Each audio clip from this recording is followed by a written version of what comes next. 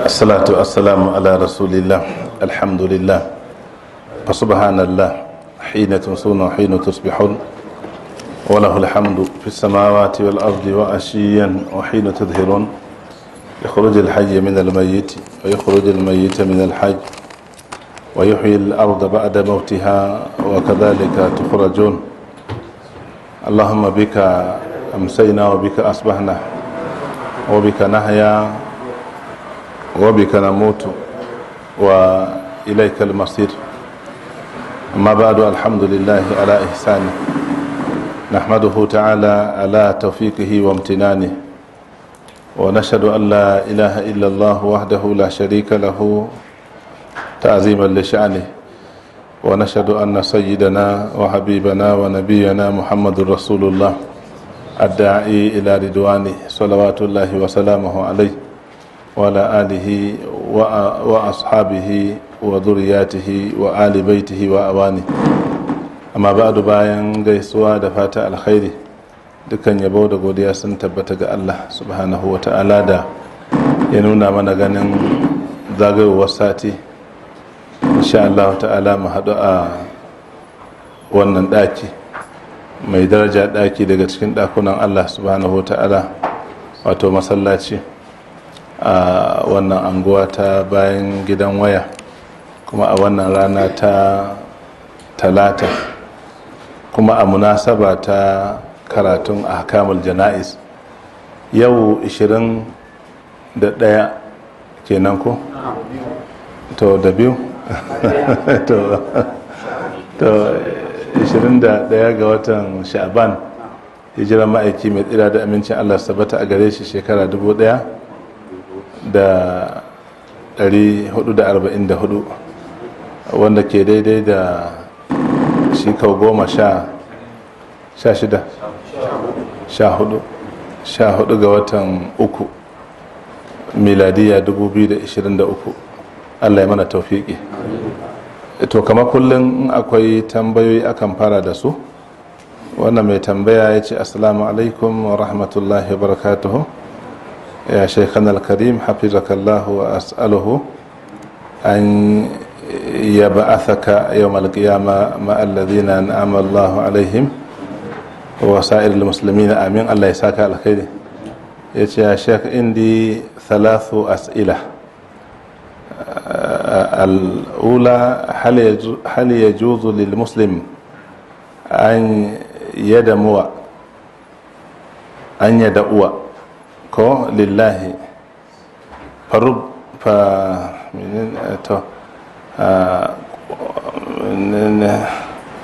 an yad'uwa lillahi bil hidayah bi an yaqul allahumma ahadi fulanan.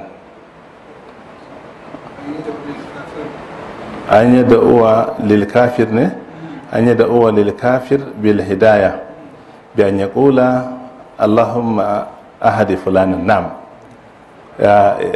يجوز جدا للمسلم أن يدعو لأخاه المسلم بالهداية.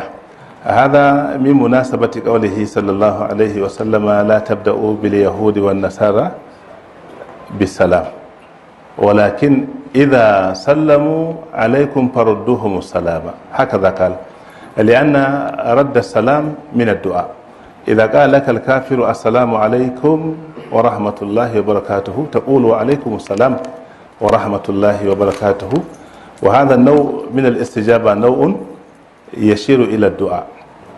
وقد دعا النبي صلى الله عليه وسلم لأناس كفار، دعا صلى الله عليه وسلم لأهل سقيف لما حاصرها بمدة 40 يوما ولم يخرجوا ولم يواجهوه صلى الله عليه وسلم للقتال. مكث عندهم بعيد، وصار المقاومة بينهم سجال. واستشار النبي صلى الله عليه وسلم بعد أصحابه يقول: ما شأننا وشأن سقيف؟ نحن لا ندري ما الذي نفعل بهم، لأن قد طالت الإقامة ولا ندري. وقال قائل منهم: السقيف هذه هي في يدنا، مثالها مثال المسافرة. سافرت المسافرة ودخلت الجهرة وحاصرتها. إن أقمت المحاصرة هي تخرج بنفسها، وإن لم تطل تذهب، لا مجال لها إلا أن ترد إليك وتعود. وهذا الذي جعل النبي صلى الله عليه وسلم يقول لأصحابه: انصرفوا ونترك السقيف وندعو لهم. وقال صلى الله عليه وسلم: اللهم هد سقيفا وأتني بهم، اللهم هد سقيفا وأتني بهم. هذه دلالة واضحة أن النبي صلى الله عليه وسلم دعا لأهل سقيف مع أنهم كفار، هم كفار، ودعا لهم، والناس يقولون آمين في ذلك. ولذا أقول جائزا. وإسلام عمر ابن الخطاب وإسلام حمزة بدعوة النبي صلى الله عليه وسلم. لما اشتد الأمر للمسلمين دعا النبي صلى الله عليه وسلم الله وقال: اللهم قوي الإسلام بأحد الأمرين.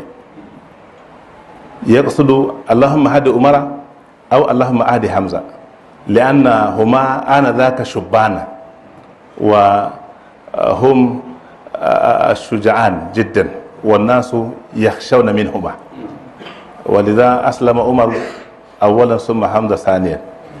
كل هذا دليل على جواز دعاء المسلم لغير المسلم بالهداية إن شاء الله. ثانيا قال: ما تفسير هذه الآية الكريمة التي في سورة الرعد؟ في سورة الرعد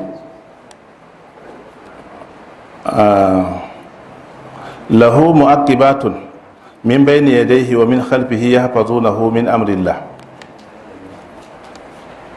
لأنني سمعت قائلا يقول وهو يعتقد أن لكل إنسان جنين يعيش معه. نعم، هذه الآية مفتوحة جدا، آية مفتوحة. الله تبارك وتعالى يقول وهو يتكلم عن من. هذه الآية لا تفسر إلا مع غيرها. فآية التي جاءت فوقها تقول: يقول الذين كفروا لولا أنزل عليه آية من ربه. يقول الذين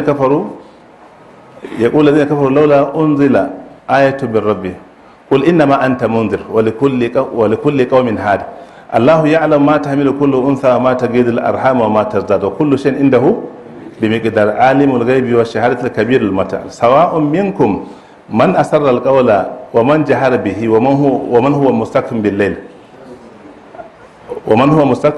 بالليل له مؤقبات من بين يديه ومن خلفه يحفظونه من أمر الله إن الله لا يغير ما بقوم حتى يغيروا ما بأنفسهم وإذا أراد الله بقوم سوءا فلا مرد له وما له من دونه من وال. فمعناها أن النبي صلى الله عليه وسلم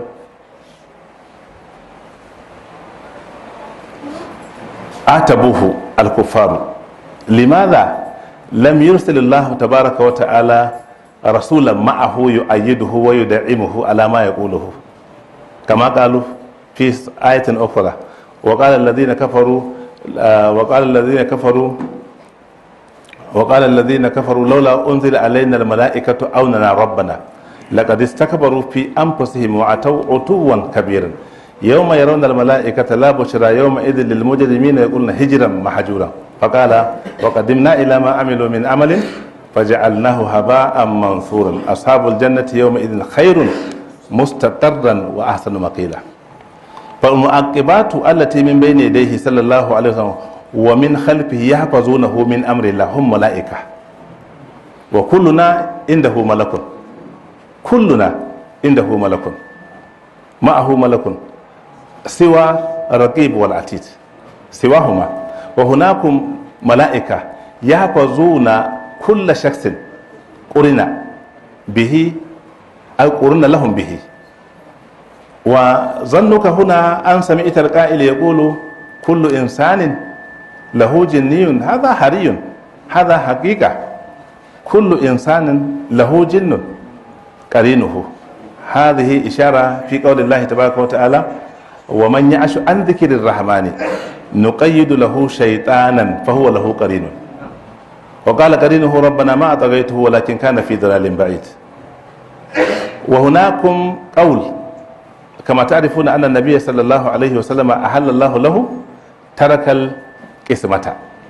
النبي صلى الله عليه وسلم ليس واجبا له أو عليه أن يقسم المبيت بين أزواجه.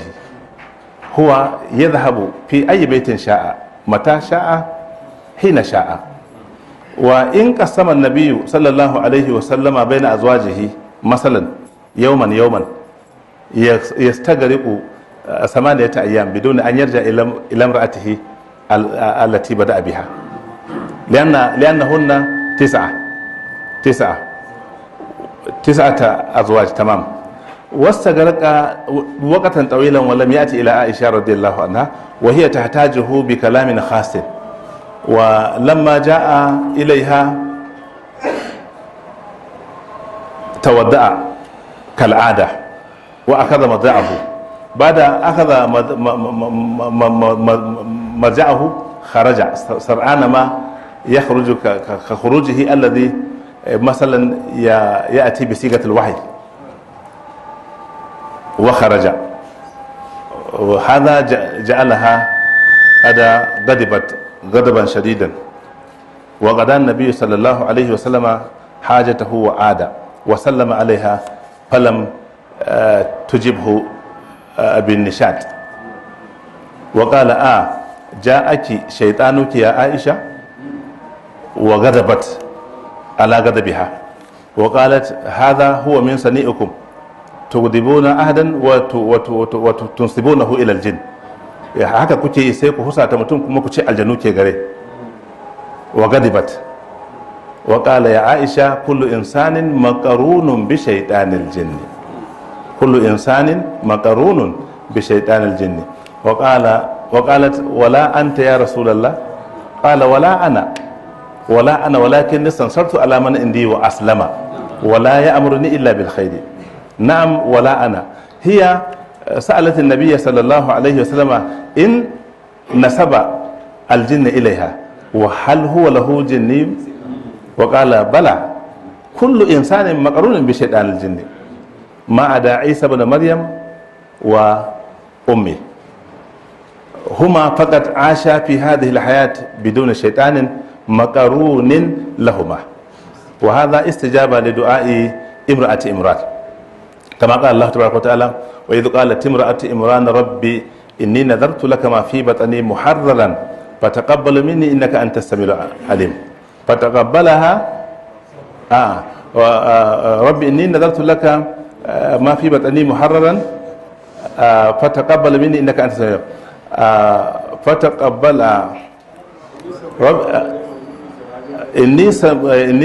وإني سميتها مريم وإني أعيذها بك وذريتها من الشيطان الرجيم. فتقبلها ربها بقبول حسن وأنبتها نباتا حسنا وكفلها زكريا. كلما دخل عليها زكريا المحراب وجد عندها رزقا قال يا مريم أنى لك هذا؟ قالت هي من عند الله قالت هو من عند الله إن الله يرزق من يشاء بغير حساب. فتقبلها محل شاهد هنا فتقبلها ربها بقبول حسن أي تقبل لها ربها أن حفظ ما في بطنها وهي مريم ألا يدخلها الشيطان. وذريتها من هو ذريتها؟ عيسى. وحفظه الله تبارك وتعالى من الشيطان وعاش بدون شيطان في في في في جسميهما. هذا هو قول الله تبارك وتعالى وتقبلها ربها.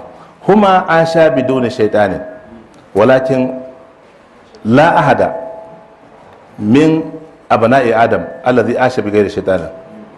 مع أن الأنبياء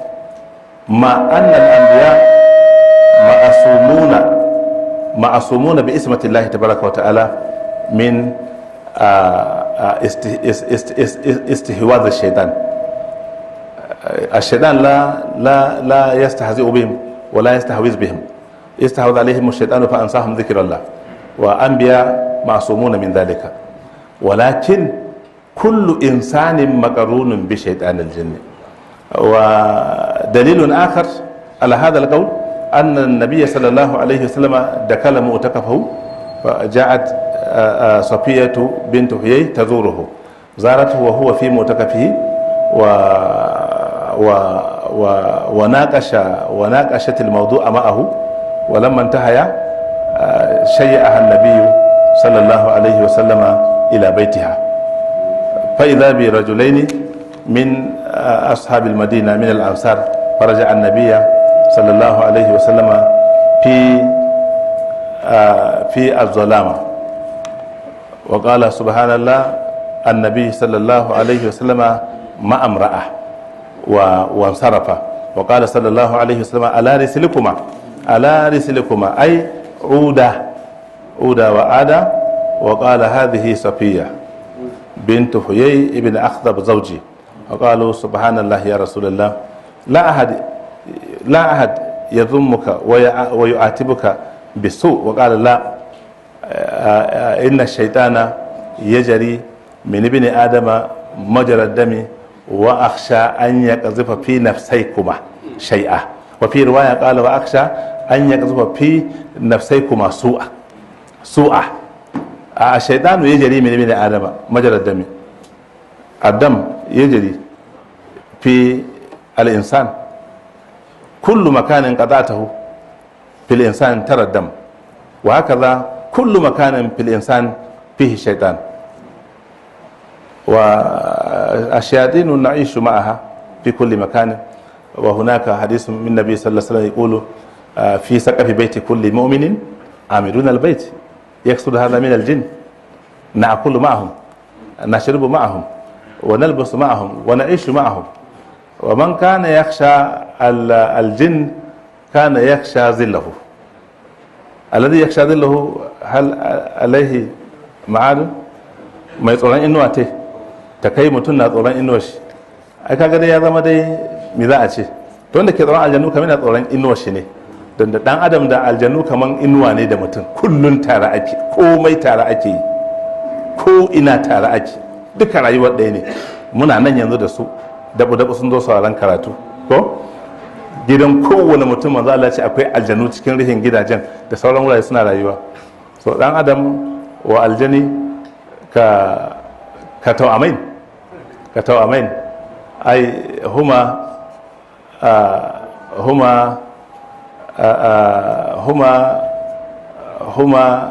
sinwan huma معا. هذا هو. ثم السؤال الثالث قال من فضلك يا شيخ أرشدني إلى دعاء الذي إلى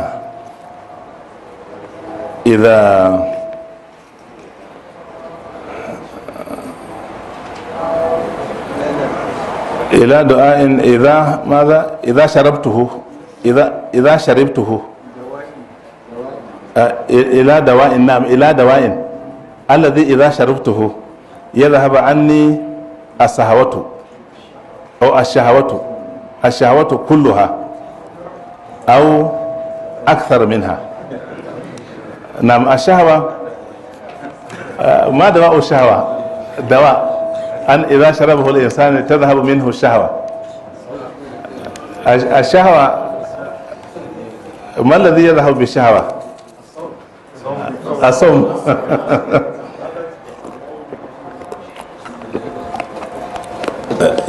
إذا أجبت بهذا السؤال ضيقت معنى الشهوة هنا. إذا أجبت بهذه الكلمة ضيقت معنى الشهوة. أنت إذا قلت يصوم الشهوة تذهب منه، تقصد بهذه الشهوة شهوة جنسية وشهوة عريضة جدا، لأن الله تبارك وتعالى قال فخلف من بعدهم خلف أضاعوا الصلاة واتبعوا الشهوات فسوف يلقون غيا. اتباع الشهوة في القلنس وهذه شهوة، fil malabis shahawa, fil mabani wahid yara baitan wa yashtahihi, wahid yara markab wa yashtahihi, wa shahawa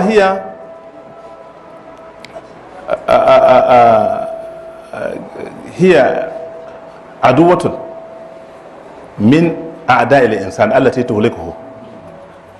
تهلكه وتقتله وتقتل إيمانه، تدمره تدميرا، لأن مأوى من اتبع هوى النار، والنار ليس نارا فقط عادية بل غيا. الذي يتبع الشهوة مأواه غيا، وهذا الغي حتى في أنواع النيران كبير جدا. النار تشتكي منه، فسره النبي صلى الله عليه وسلم قال: الغي واد في جهنم هو ينفخ نفختين في الشتاء وفي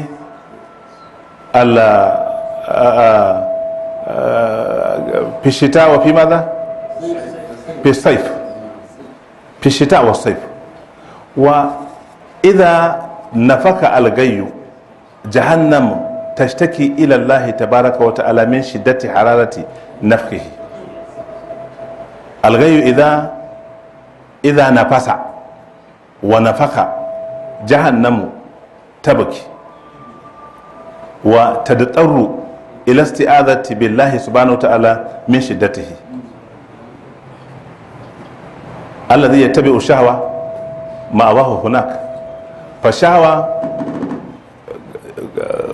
جامعة، ولا بد للإنسان أن يراقب قلبه ويراقب حياته ويسأل الله تبارك وتعالى ويستعيذ بالله سبحانه وتعالى من شرها. ولها ميزة وميزان، لها ميزة وميزان. الشهوة الذي ينظر إلى أسفله دائما في حياته قلما تتأثر عليه الشهوة، ولكن الذي كان دائما ينظر إلى من هو فوقه، الشهوة هو مركبها، هو مركب الشهوة. الذي كان ينظر إلى من فوقه مركب الشهوة، ثم يدخل في أمر لا قبل له بها والعياذ بالله. فالشهوة جامعة. ولكن إن كان يتكلم عن الشهوة الجنسية فالصوم يكفيه، فالصوم إن شاء الله تعالى يكفيه، ويتزوج وأنكحوا الأيام من إمائكم وعبادكم، ينكه إن شاء الله تعالى يذهب عنه ما يجد من الشهوة. ونسأل الله تبارك وتعالى العفو والعافية والأمن والسلامة الدائمة. اللهم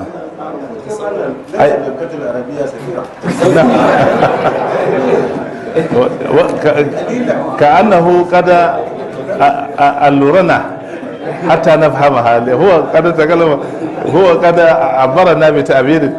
ina ga allura ya mana kenan ko ya canza gidan. Ina ga shi kamata a yi wannan koken shi da ya wannan tambayar.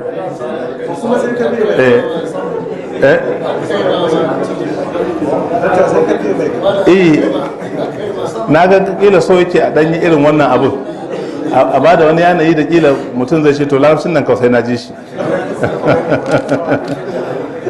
To a dai sama dai na abin cewa yake ya halatta ga mutum ya yi makafiri addu'a Allah ya shirya shi, na ce iya halatta. Na kawo dalilai da dama kan wannan. Annabi ya yi mutanen da'ifa addu'a. Annabi ya ce za a amsa makafiri sallama in ya yi kadda a fara yi mashi, don amsa mashi addu'a ne da shirya. Annabi sallallahu alaihi wasallam, Hamza da Umar sun musulunta da addu'a annabi ne, shi roƙa masu haka. Tambaya ta biyu ce tafsirin ayan nan da Allah ya ce lahu mu'aqibatun min bayni yadayhi wa min khalfihi yahfazunahu min amrillah. Ana magana kan annabi sallallahu alaihi wasallam, asalin magana wannan ishara ce. yace to wai ya ji wani malami na cewa kowanne adam na da aljani. Wannan sune mu'aqibatu din, sune aljanun. a wannan ayar dai mala'iku ake nihi ba aljannu ba. Annabi sallallahu alaihi wasallam yana da mala'iku masu tsaron shi gaba da shi baya da shi, ya hafazu na min amrillahi, suna kiyaye shi da umarnin Allah, wani abu ya faɗa mashi. Ya ce abin nan inna kafainaka almustahzi'ina ko wallahu ya asimuka minan nasi, da sauran ayoyi da ke gwada cewa Allah na tsare. To ba annabi kadai ba, kowane musulmi, wasu malamai sun ce ma mutum daya ina da mala'ika 18 tare da shi wanda suke tsaron shi, in dai ya cika ka'idojin tsaron yana samun kariya. Banda da kibu da atidu, kowane mutum na da mala'iku tare da shi, kuma suna nan cikin jinin shi, wasu kuma suna gefe-gefe. Wanda suke cikin jinin shi ne abinda bature ke ce ma super ego. Za ka ga mutum baka taba sanin shi ba ka ji baka son shi, haka nan ka ga mutum baka taba ganin shi ba ka ji kana son shi, haka nan akwai wani abin da ya soyar da kai, ko kuma ka ji kawai ga kanan baka da wata damuwa, kana da kudi, ka yi cefa ne, lafiya kalau, ka ji wani irin bakin ciki ya rufe ka, wanda ke gwada akwai abin da ke kawo bakin ciki na ba dalili. Yana yi wa waɗansu mala'iku ne suka kawo wannan. Haka nan suna tafiya da kaddarori na Allah, ko mala'ikun wannan, tunda Allah ya hukunta ma kowa mutuwa, kuma ya hukunta zama tare da su. Haka in za ka gane wannan, ka gani mutum ya tashi daga wata anguwa zai tsallaka wani titi, ya zo iske mutane, assalamu alaikum, alaikum salam, jima na ka ga yana ta sauri, yana ta sauri, yana ta sauri.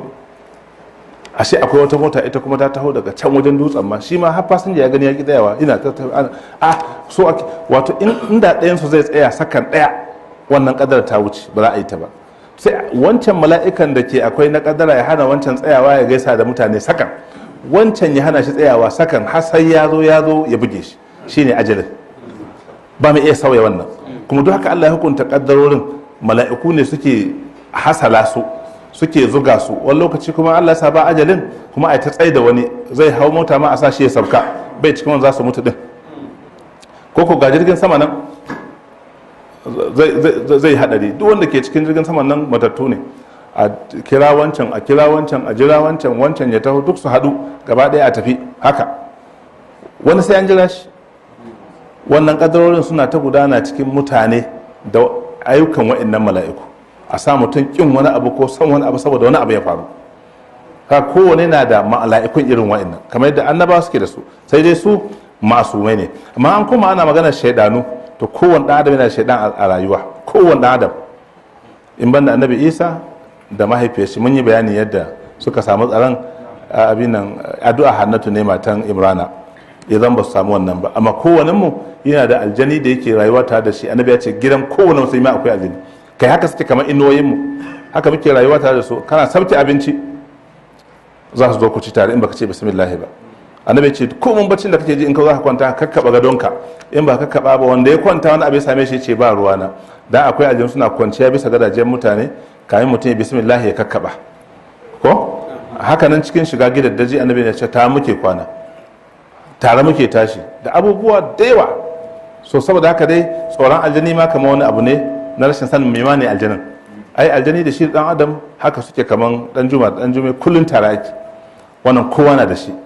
To sai kuma shi maganar sha'awa din da muka yi yanzu, wanda mun Hausa ce ta baka miya ida kammala magana ita sha'awan.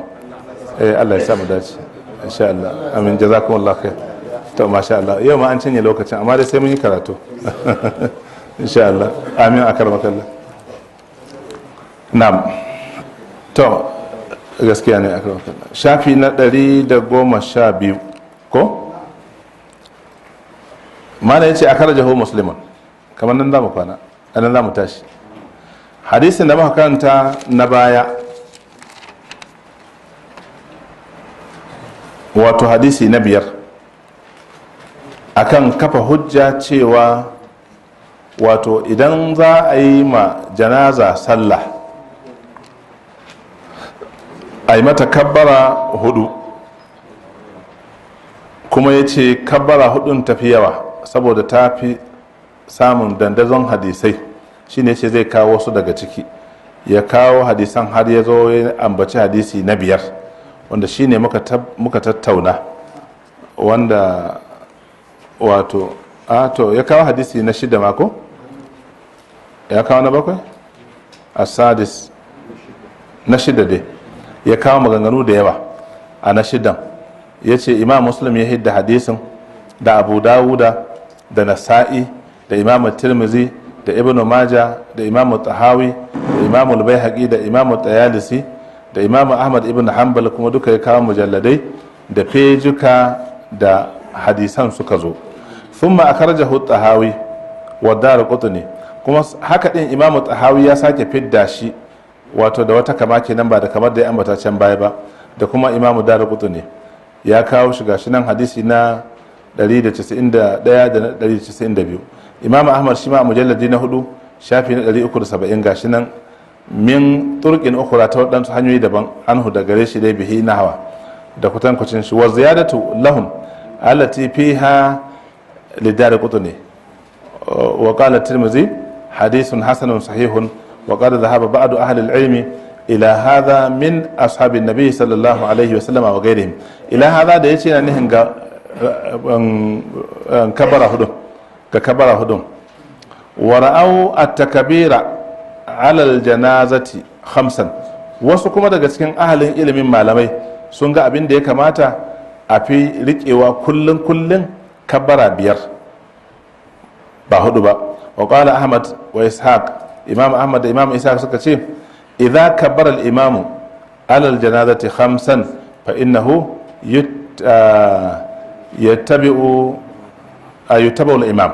idan liman ya yi kabbara 5 wato abishi in ka juya wannan magana tana nihin wato idan mutum ya yi kabbara fiye da 5, in ya kabbara fiye da 4 ai mai subhanallah rafkanuwa yake nan. in ya kara ya ta 5 to liman mai biye shi, amma in ya wuce 5 to mamu na da ikon damar hita sallar ko kuma ya ƙibin shi a cikin abu ya yi shirun shi har sai ya sallame sai su fita tare. kuma in ka juya wannan magana tana nufin idan liman zai yi ma marigayi sallah fiye da kabbara 5 ya kamata ya gaya mutane, jama'a assalamu alaikum, a mamacin nan mun ga yadda Allah ya karbi rayuwa ta da irin pen da rudewa da damuwa da kuma irin gibin da ya bari, kuma kasancewar shi wane ya halarci badar ya yi kaza mutum ya ambaci wasu abubuwa, da haka insha Allah zan mai kabbara 9, dan kada wani ya ce min subhanallah zan mai 9 ko zan mai kabbara 7. to kaga ya kamata ya faɗa ka, in bai faɗa ba to ma mu kawai ya ga abu ya ki karewa yana kyale man ya ta abin shi, in ya gama ya zo sallame tare kamar yadda aka sani inda liman ya tahi garab kano da mamu ya tabbatar da cewa shi kam a wajen shi ba haka abin yake ba, to kai yabe shi, kai yabe liman bayan ya tabbatar da abin da yake yi wato ba haka bane ba. in kawai da yaƙini sai yabe shi su ta yi. liman ya tashi ga ƙari raka'a ta 5 shi kuma ya tabbatar da 4 aka yi, sai zama shi ba zai bi liman ba, ya gama in ya tafi ya kammalo ko nan raka'a na bai karo ya zo ya zauna ya sallama su sallame tare. wanda ke da yaƙinin cewa liman 4 yayi kuma ya tashi ya bi liman suka tafi cikin ta 5 sallar shi ta ɓaci, ya ɓata sallah ta inda yana da yaƙini. amma in bai yanke ba to sai ya bi shi ta yi, tunda shi ma bai da tabbas, tunda aka ba za ma yana can ya ta lissahin shi da ma can kawai su yan ɗaukar kayan amarya ne, in an ce a ɗauka an ce ajiye tunda aka kabbara kawai ya lula ya tafi, don haka tunda da liman dai na nan kawai ta liman yake jira sai bi su ta yi. amma da shi na shi na nan to kai bi liman. to wannan ma'anar shi kenan cewa wato idan liman ya ƙara kabbara ta 5 a janaza to ma mu kar ya fita ya ci gaba da bin liman. imamu ahmad bin hanbal a ra'ayin shi kenan a fahimta shi a hanbaliya da kuma ishaqiya wato imamu ishaq, to idan liman ya tafi ta 5 tunda shi ma ta 5 din akwai hadisai a kai, shi ma ta 4 kamar an saba da ita shine ma mutawatirin abu, to wannan shi kenan za a bi. to kenan haƙƙin liman kada ya jefa mamun shi cikin rudu in zai yi fiye da 5. yanzu mu a nan wajen mu ma in zai yi fiye da 4 ya bayani cewa ba rab kanuwa ba ce na yi in kun ji na wuce 5 zan mashi ya halatta. na'am malam ya ce ja ƙarƙashin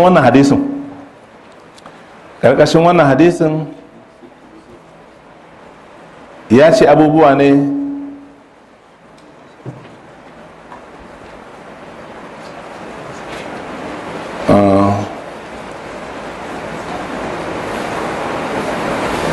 to ina adin yake ne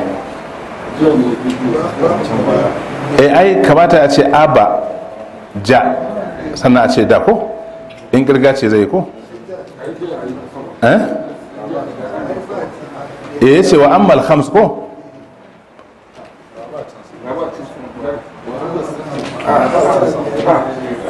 to ni ne na tabbacin nan abinda nake nema jama'a ai yayi maganan ga ba can mun abin nan ko za mu yi ja ina a can baya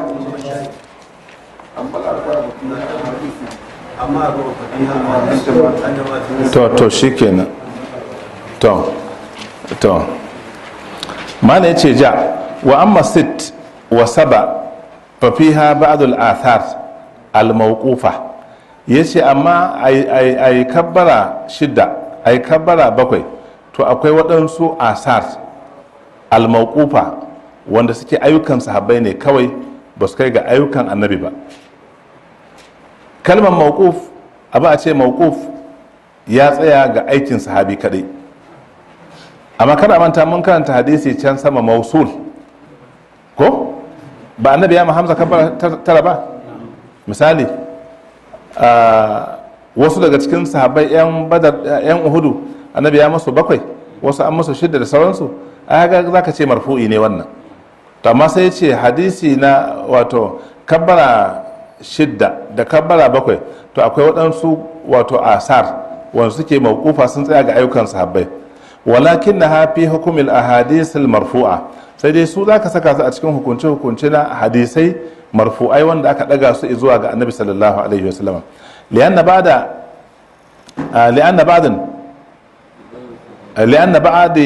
ba'da kibarin sahaba wato don sashen waɗansu daga cikin manya-manyan sahabbai a tabiha sun zo sun yi haka din ala mashadin mina sahabati kuma ga dandazon sahabbai duna an ya atarid alaihi ahadun minhum kuma wani bai hito cikin sahabban nan bai ce abinda kuka yi bai yi ba. Sahabi ya zo ya yi wani abu yanzu kama Abu Huraira ko hadisin nan nashi na idalatul gurra ko ya zo ya karanta shi cikin sahabbai suka fahimci hadisin suka ce mu ma mun ji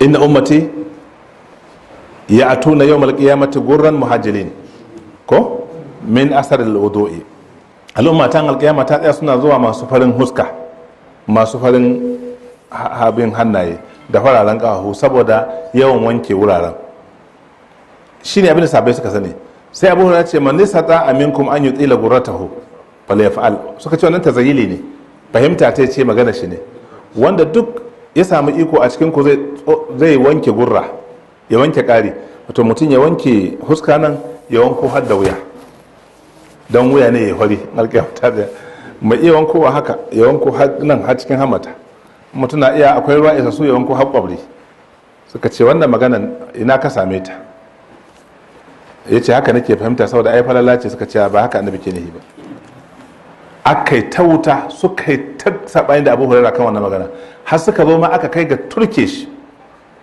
suka ce wannan magana ma ka batta kaka ƙara yin ta kuma a bada sauran manyan sahabbai sai da yi masa alƙawarin cewa ban ƙara yin ta wannan kalman ban ƙara ni fahimta ta ce duk mai ikon tsawaita gurra shi ya tsawaita suka ce wannan magana ka batta ya ce na batta a'a wata rana aka zo daidai bangaren da annabi sallallahu alaihi wasallam ya keɓe a masallacin da ake alwala sai wanda daga cikin sahabbai sai ga Abu Huraira yana wanke hannuwa, ya wanku hannun, ya ce awo baka bari ba kenan, wato kana nan dai gaba kanka. Ya ce wallahi da na san wannan ganna da ba zan yi ba, tunda abu ya zama haka.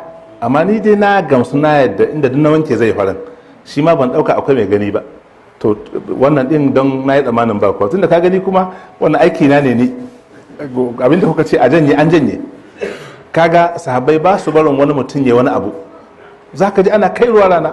Hatta maganan hadisan Abdullahi Amr bin al-As da yake ce ma abin asadin shi kenan ko, yake ce ma ƴaƴan shi, in na mutu ran da aka kai ni abin kabari, ku tsaya ku yi mani addu'a da neman gafara ta Allah wajen kabari na, kwatankwacin abinda za a yanke raƙumi, a feɗe shi, a raba naman shi, kowa ya kwashi nashi ya tafi, ku tsaya wajen kabari na ku yi mana haka. A ga sabai ba su ja in ja da shi ba kan wannan magana.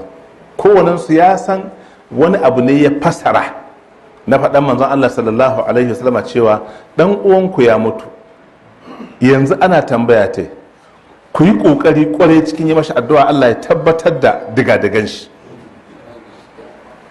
Ku yi ƙoƙari, shi Amr bin al-As ƙoƙarin ne ya fasara, ku tsaya ku yi taimana addu'a har a yanka raƙumi, har a kaza ya ba da tsawon. Ba su yi ja in ja da shi, sun fahimci haka. Abu Hurairah da yake ce ma 'ya'yan shi, in na mutu kada wanda ya buga man, abin kan hadisi anan ko, kada wanda ya buga man rumfa a kofar gida, kada ku buga man tantuna, wala tadrubu alayya al-fustat, kada wanda ya buga man tanti na zaman gaisuwa, kar ku buga mani. In na mutu aka jira ta, kowa ya tafi gonar shi, kowa ya je kasuwar shi, wanda ke ba je iske shi masa gaisuwa. Kun samu karfin halin zuwa wajen aiki duk ku tafi, kada wanda ya zo man zaman dirshan. Ai sabai ba su mashi inkarin wannan ba, sun fahimci hakan cewa ba lalle wata sunna bace ko wani tilasi sai an zauna zaman dirshan a ce zaman gaisuwa za a yi. To abinda yake so ya ce nan, in sahabi ya yi wani aiki, wasu sahabbai suna kusa, za su tambayi wanda ya aikin, tuna yi mun sha gani na wanda ya ce wannan abu da kai mun karanta nan bai ko, annabi ka gani yana yi, annabi ya ce kai, to sai kawo cewa sujada kabbara 6, kabbara 7 ya zo a cikin aikin waɗansu sahabbai, kuma manyan sahabbai suna nan da yawa, kuma ba su yi inkarin ma wanda ya aikin ba.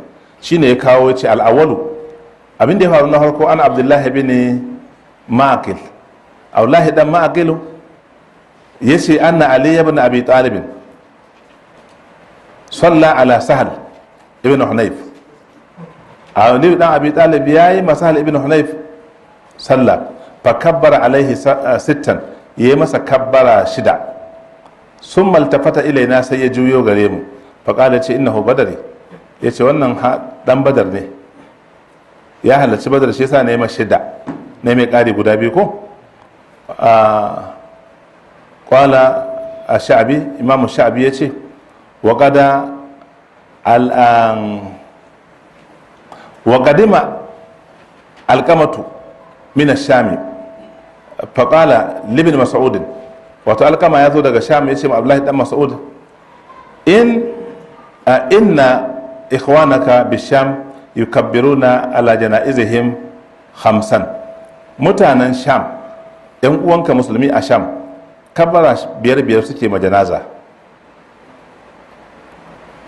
falau waqaftum lana waqtan nutabi'ukum alaihi,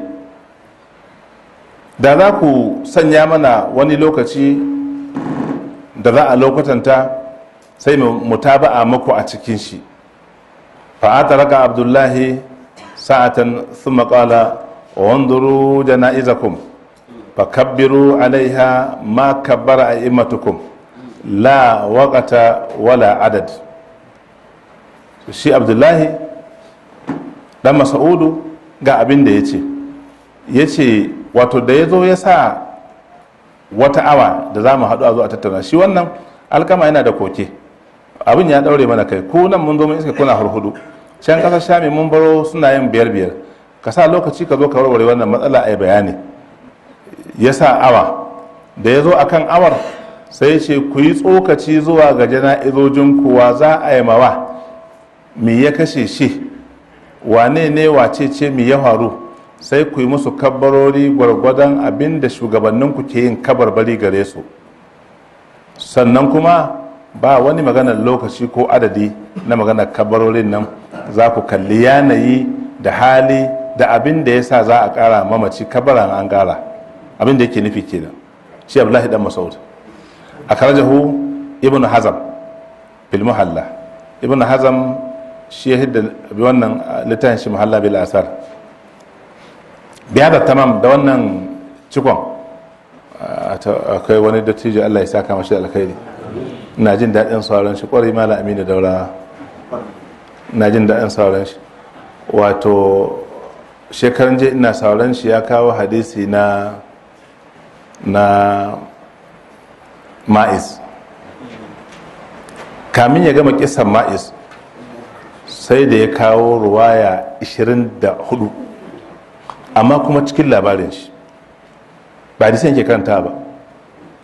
Ya ɗauko ruwayar Muslim, ya ɗauko Bukhari, ya ɗauko ruwaya mafi tsawo, har wata magana da ya ta burge na wadda ta ilimi ce zurfa.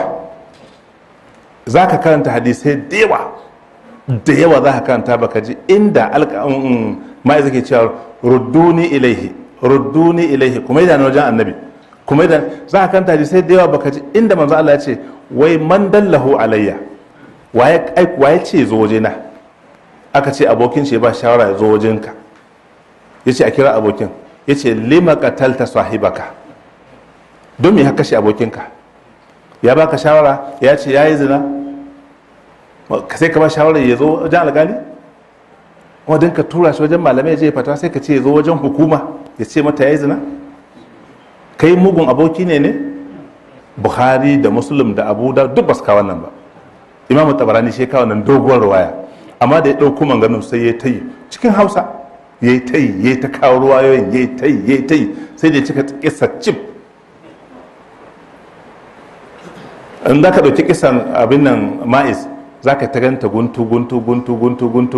Kun san ko nan Albani ya mana wannan ko?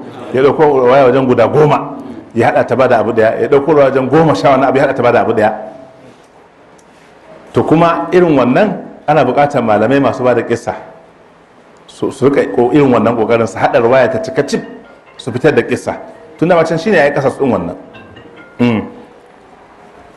To nan kaga sai ya kawo ta, wato ita wannan kissar tana da guntu an ciro can, sai ce to wanda ya kawo ta Ibn Hazm ya kawo ta cikin littafin shi Al-Muhalla bil Asar bi hadha tamam, da wannan cikar ya cika ta cif kissar, mana ya ciro can ya hada. Wa hadha isnadu gayatin fi siha. Wannan yace isnadin nan ya kai makura, wato ya inganta kwarai ingantacce ne. Qultu, malam yace sai na ce wa qada akhraja minhu qissata Ali radiyallahu anhu Abu Dawuda fi masailihi an al-Imam Ahmad صفحة 152 والطهاوي شيما غاشنم مجلد الأول صفحة 287 والحاكم مجلد الثالث صفحة 409 والبيهقي غاشنم مجلد الرابع صفحة 36 وسندهم صحيح على شرط الشيخين. wannan duka sanadinsu ingantacce ne akan sharadin Bukhari da Muslim.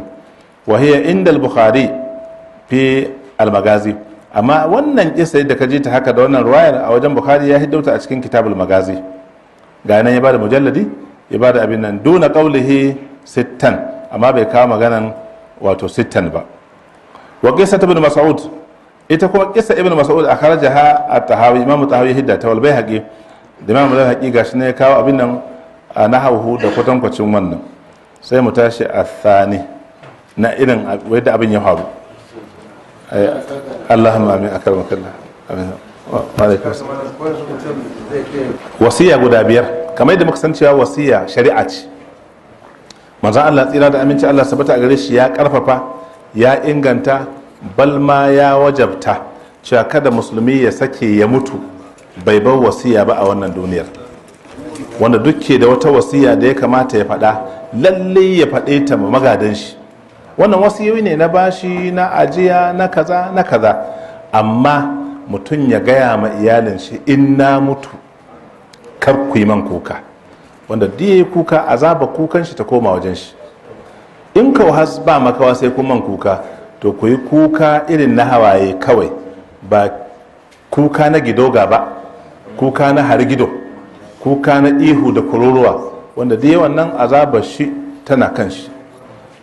Wanda ya sake ya ce to idan har na mutu jama'a ku yi kuka, kuka ya ganku, babban jigo ya mutu ku yi kuka, don nan dama can shi ya ce ya ce ai dama can azabar shi na gare shi.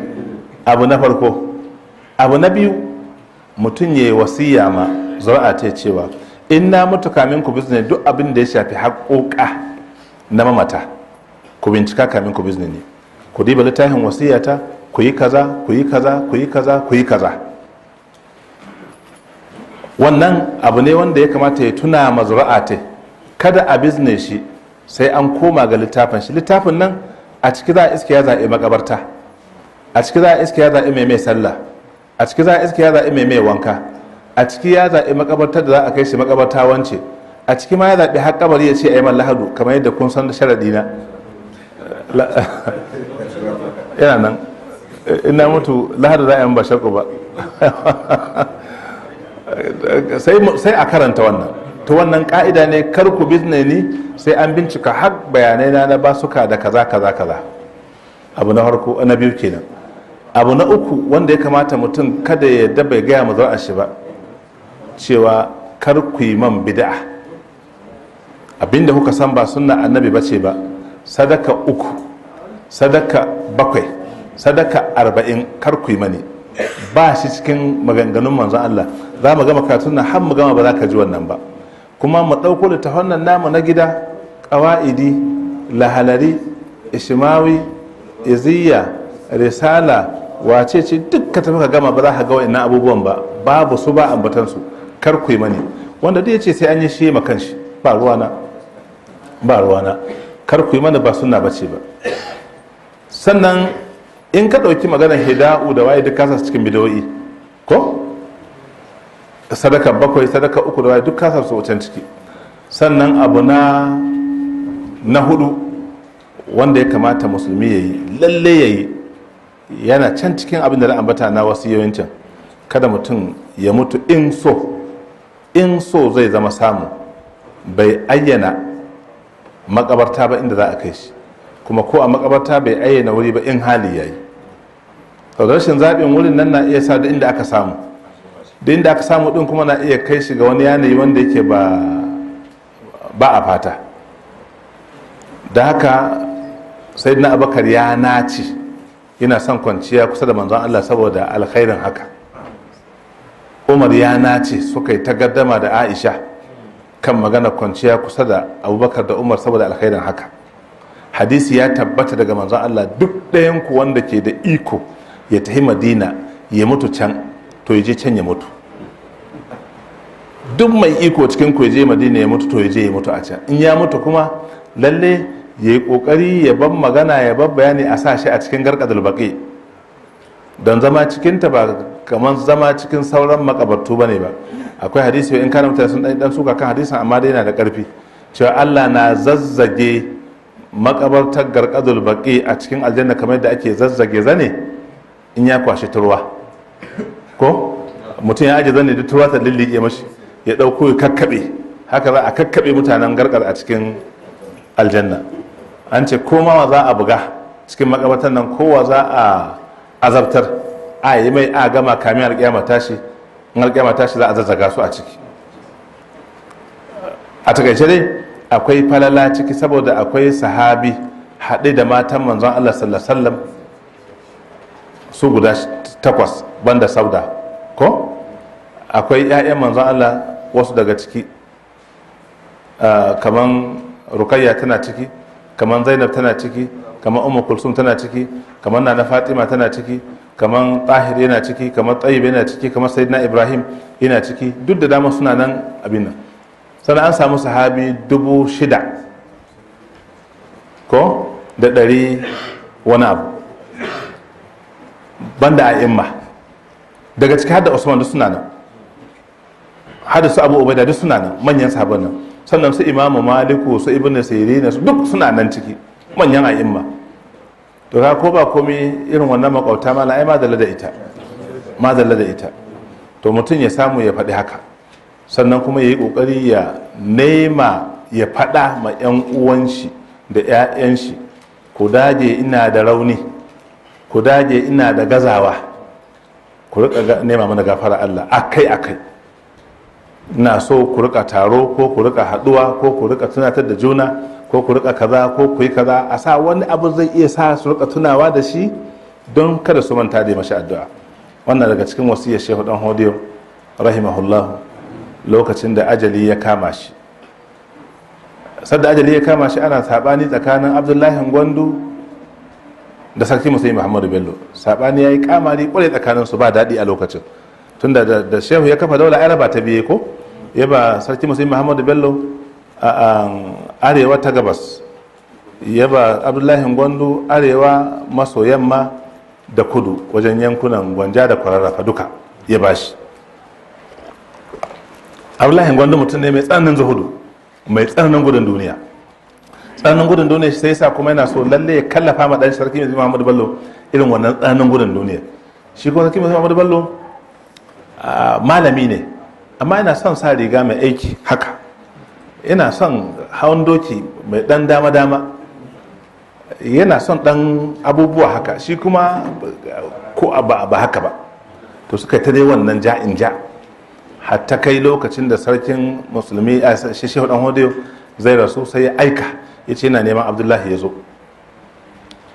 Shi kuma sarki musulmi Muhammadu Bello ya ji wannan neman, ya aika ma duk masu tsaron ƙohohin Sokoto da iyakokinta ta ko ina kada a bari Abdullahi Gwandu ya shigo Sokoto, ko da wasa kada ya shigo.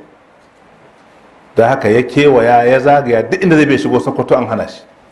Bai samu ganawa da sarki musulmi a da Shehu Dan Hodiyo ba har ya rasu. Amma dalilin haka sai Shehu ya aika a kira mashi Isan Kwari daga Kwari din, Kwari tana nan gabacin Sokoto, shine autan Shehu. Ya aika ya ce a kira shi, aka kira shi ya ce to Abdullahi mutumin kirki ne, ina ta kokari in gana iya sallah, in gana yi koda guda ɗaya ce wadda Allah zai karba. Gashi lafiya ta kare, kokari na ya kare, ban iya sallah ba. To da wannan sakakin na rashin iya sallah, addu'a bayan Allah kawai za ta hidda ne, kuma cikin bayan Allah na akwai Abdullahi. Ina son in gaya mashi ya yawaita cikin yi mana addu'a da neman gafara Allah gare ni, ta yi in samu ceto dalilin wannan bayan Allah. Na san mutumin ilimi ne, mutumin kaza, ya masa ambato mai kyau, ya gaya ma Isan Kwari bayan abin da ya faru ya faru, sannan yake gaya ma Abdullahi Gwandu ga dalilin da ya sa baba yake neman ka ido rufe. Kaga wannan sako ne ya aiki da magana ta ka bar ma wani bawan Allah ya tuna da kai, ya maka addu'a. To irin wannan abu ne mai kyau, mutum ya tunatar da bayan Allah, abokai, aminai, yan uwa, kar ku manta da ni a cikin addu'o'inku, ya'ya kar ku manta da ni a cikin addu'o'inku. To wannan ya kamata a ce mutum yayi haka kamin ya bar duniya. Don ba haka yayanka na iya mantawa. In ana harkar zaɓe malam kuma ka dace ɗanka ya yi takara, ba har sai a gama zai haƙura abu tuna da kai ba, kai ya yi zafi. Amma an kamar mai wasiya ko ana zaɓen sai ya tuna da baba, sai ya yi mashi ko me ake ciki sai ya tuna da shi. To mutum sai abin da kada ya bari zamani ya shagaltar da waɗanda ke da haƙƙin su yi mai addu'a su yi mai addu'ar. Ƙwarai ka Allahumma amin a karama kalla. Wancan mako an faɗa hadisin umarci bayan kabara ta ɗaya ba ya fata, ta biyu ba ya salati ga mama Allah, ta uku kuma ba ya mamacin shi a kuma bayan Allah. To wannan wanda kan tance ana yi kartar da in takara kuma an karanta ce ita akwai da daktan da ya yi. Ina da kila kabarin nan ba an yi wannan tambayar. Okay. Yawa na ce da muke huskanta na rayuwa suna da alaka da magana shugabanci ko abubuwa da yawa suna da alaka da magana shugabanci, sha'anin tsaro, sha'anin a yi daidai, sha'anin a kyauta, sha'anin a tausaya, sha'anin a jinkaya, sha'anin a yi abubuwa yadda ya kamata, duk abin na da alaka da maganan shugabanci. a shugabancin ne duka ba ita hikomi ba. Abin da hikomi yanzu wanda ake ciki rashin tsaron nan shi ya fi komi masifa, saboda ai rai ba abin da ake hada shi da shi. Duk wannan abubuwan ai sai da rai ake yi. Kashi da in ka ji magana kashi ai da rai to yadda rayuka ke ta sarwanta mun sani abin da alaka da shugabanci. Saboda haka mu sa mutanen Kaduna addu'a. Kaduna state mun san lokacin da aka dauka mutanen can suna kashe mutane, mun sani kuma tun da gwamnatin APC ta yan rufa'i ta zo ya sa full stop ga wannan kashe-kashe. Dama abin da muke bukata maganan wato shugabanci da adalci da kuma wato daukan mataki irin na shugabanni. Kuma san demokradiyyar ta jefa mu cikin bala'i da yawa. Mutum na sanya abin da ya kamata, yana gudun ka a kiza ba ta gaba, yana ga ya kamata ya kaza, to in kuma ya kaza suwana ba za su zaɓe ni ba, suwane kaza sai ya hana ayi abin da ya kamata. Ai shine sharrin demokradiyyar, ga abu ya kamata amma saboda gudun maganar zaben nan. To yanzu kaga an samu bangare guda biyu, bangaren mutanen jam'iyyar PDP, bangaren mutanen jam'iyyar ANPP. ANPP sun taho suna ta muslim APC to wannan muslim dai ya gwada ma mutanen Southern Zaria ko suwaye, kuma da can komai na rabon haƙƙin ƙasa 50-50 ake da su. Ga baki, ga masifa, ga bala'i, ga hitintunu, dole sun sa shugabanni tun daga zamanin soja. Amma dai yanzu turu kala nasu ya fito ta hanyar wannan bawan Allah. Ba mu gushe muna masa addu'a, ya yi abin da ya kamata, ya gwada mutanen ko suwaye, kuma haka ya kamata a tahi. Kuma sake mai da hannun agogo baya a mai da mutanen nan suna iya samun wata dama, bai kamata duk wani musulmi ba da goyon baya ga wannan ba. Ya kamata a haƙura da wannan, kamar yadda Abdulkadir Kore kun tuna ko a Naijaye farkon hawan shi dawowar demokradiyya jamhuriya ta uku, ai haka aka yi, ya ba su mataimaki suka zo suna ta faɗa kan ta haɗu ma gaba ɗaya, sai suka yi Kure cin fuska cewa wannan mataimakin gwamnati da ka ba mu bai isa ba, sai ka ba mu SSG, sai ka ba mu wane ne kuma sai ka ba mu kwamishina 10. Ya ce o haka ne, to shi kenan, to ku jira ne. Da aka zo sakan tenuwa sai ya kawo muslim. Ai tun daga lokacin ake muslim a Naija har yau, su ma hiddare kawai, wadda ba haka Allah ya faɗa.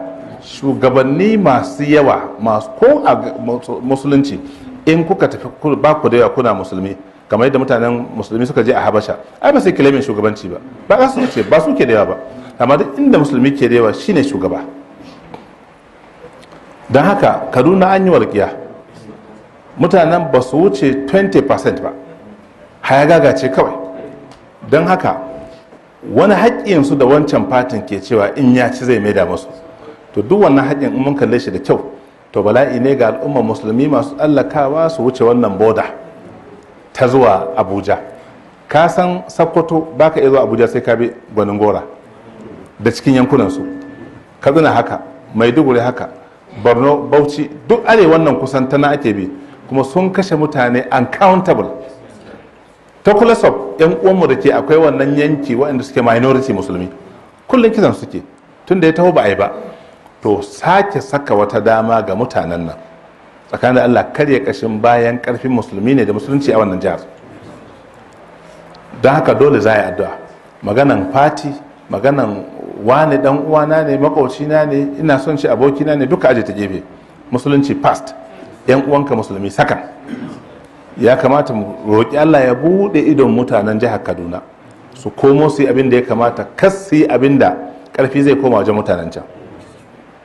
Mu ma mu yi addu'a nan cikin sujada, mu roƙa kada Allah ya gwada mana nan mugun gani a can. Haka nan yan uwanmu na Taraba mu yi masu addu'a, mu roƙa masu Allah ta'ala ya ba musulmi da musulunci rinjaye a Taraba, saboda an taushe su kwarai, kuma ko maƙiyansu zai faɗa cewa su ne kusan 75% ko 70% su musulmi a jihar nan. Amma dai kaga saboda layar na fi mu'minin illan wala zimma, tun da aka fara democracy ba su ba su ko mataimaki ba, gwamna kafiri, mataimaki kafiri, sauran mukamai ma gaba ɗaya haka ake.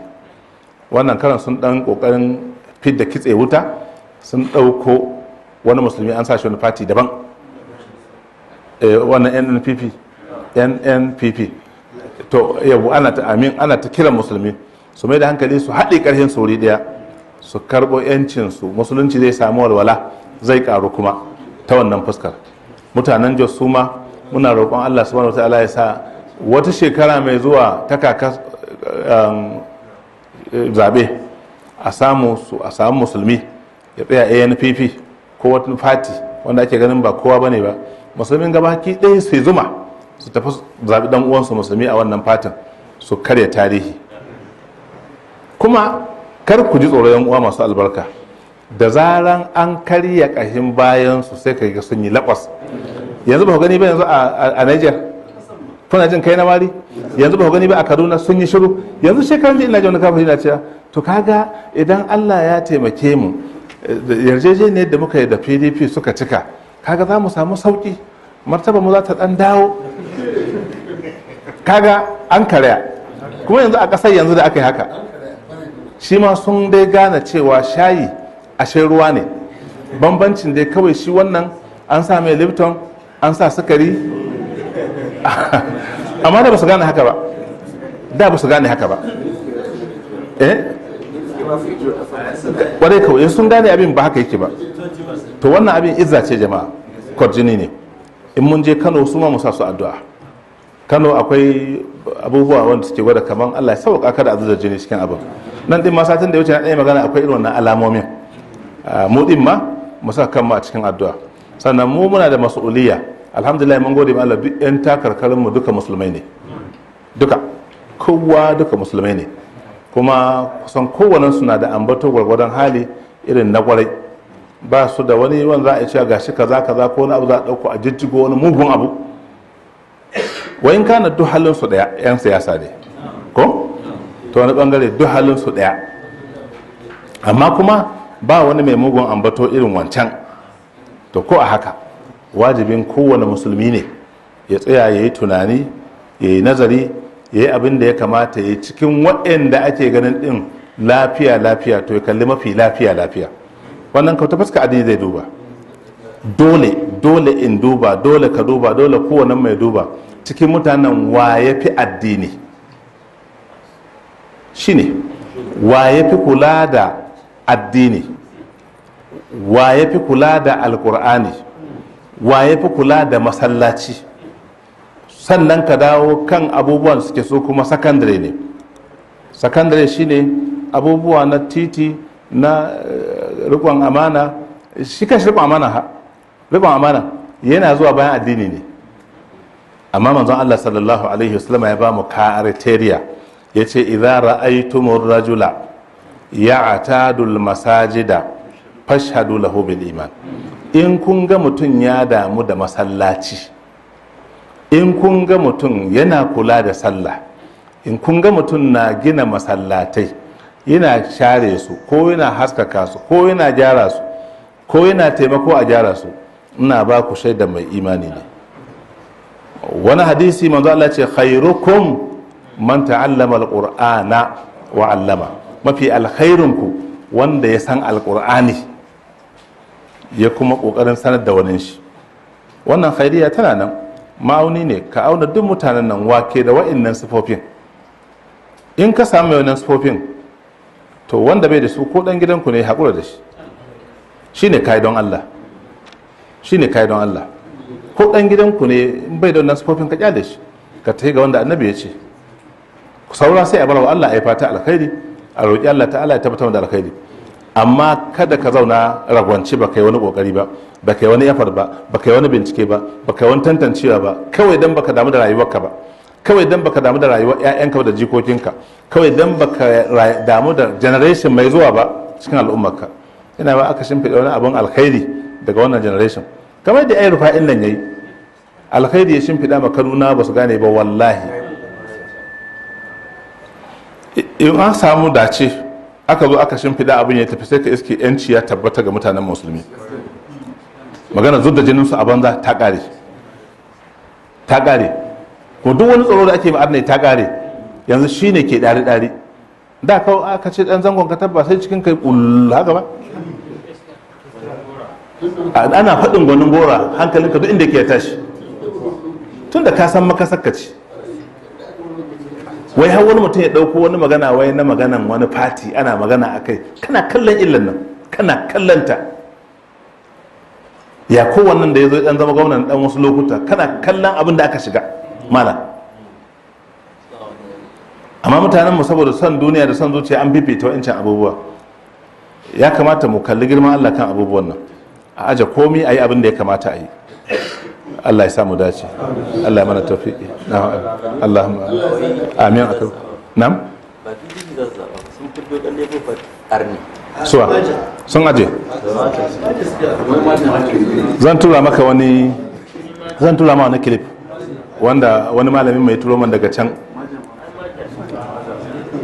Allahumma min ash-sharri kulli ajilihi wa ajilihi nas'aluka Allahumma bi annana nashhadu annaka anta Allah الأحد الصمد الذي لم يلد ولم يولد ولم يكن له كفوا أحد لا إله إلا الله العظيم الحليم لا إله إلا الله رب العرش العظيم لا إله إلا الله رب السماوات ورب الأرض ورب العرش الكريم اللهم لك الحمد وإليك المشتكى وأنت المستعان وبك المستغاث وعليك التكلان ولا حول ولا قوة إلا بك يا الله حسبنا الله ونعم الوكيل حسبنا الله ونعم الوكيل حسبنا الله ونعم الوكيل حسبنا الله لا إله إلا هو عليه توكلنا وهو رب العرش العظيم حسبنا الله لا إله إلا هو عليه توكلنا وهو رب العرش العظيم حسبنا الله سيؤتينا الله من فضله إنا إلى الله راغبون حسبنا الله سيؤتينا الله من فضله إنا إلى الله راغبون ولا حول ولا قوة إلا بالله العلي العظيم بسم الله الرحمن الرحيم قل هو الله أحد الله الصمد لم يلد ولم يولد ولم يكن له كفوا أحد